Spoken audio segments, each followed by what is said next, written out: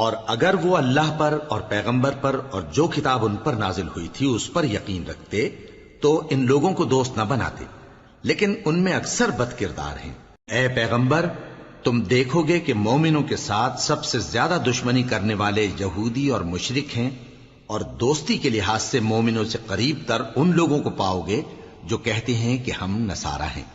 یہ اس لیے کہ ان میں عالم بھی ہیں اور مشائخ بھی، اور یہ کہ یہ تکبر نہیں کرتے۔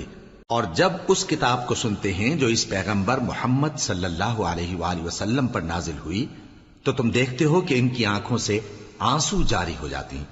اس لیے کہ انہوں نے حق بات پہچان لی، اور یہ اللہ کی جناب میں عرض کرتے ہیں کہ اے پروردگار، ہم ایمان لے آئے سو تو ہم کو ماننے والوں میں لکھ لے، اور ہمیں کیا ہوا ہے کہ اللہ پر اور حق بات پر جو ہمارے پاس آئی ہے ایمان نہ لائیں، اور ہم امید رکھتے ہیں کہ ہمارا پروردگار ہم کو نیک بندوں کے ساتھ بہشت میں داخل کرے گا۔ بس اللہ نے ان کو اس کہنے کے سبب بہشت کے باغ عطا فرمائے جن کے نیچے نہریں بہ رہی ہیں،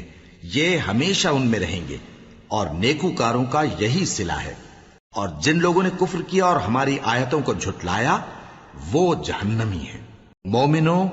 جو پاکیزہ چیزیں اللہ نے تمہارے لیے حلال کی ہیں ان کو حرام نہ کرو، اور حد سے نہ بڑھو کہ اللہ حد سے بڑھنے والوں کو دوست نہیں رکھتا، اور جو حلال و طیب روزی اللہ نے تم کو دی ہے اسے کھاؤ، اور اللہ سے جس پر ایمان رکھتے ہو ڈرتے رہو۔ اللہ تمہاری بے ارادہ قسموں پر تم سے مواخذہ نہیں کرے گا، لیکن پختہ قسموں پر جن کے خلاف کرو گے مواخذہ کرے گا۔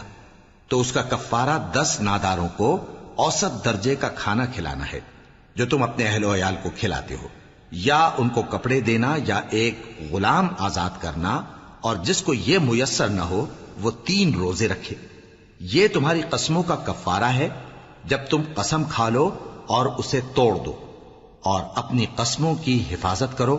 اس طرح اللہ تمہارے سمجھانے کے لیے اپنی آیتیں کھول کھول کر بیان فرماتا ہے تاکہ تم شکر کرو۔ اے ایمان والو،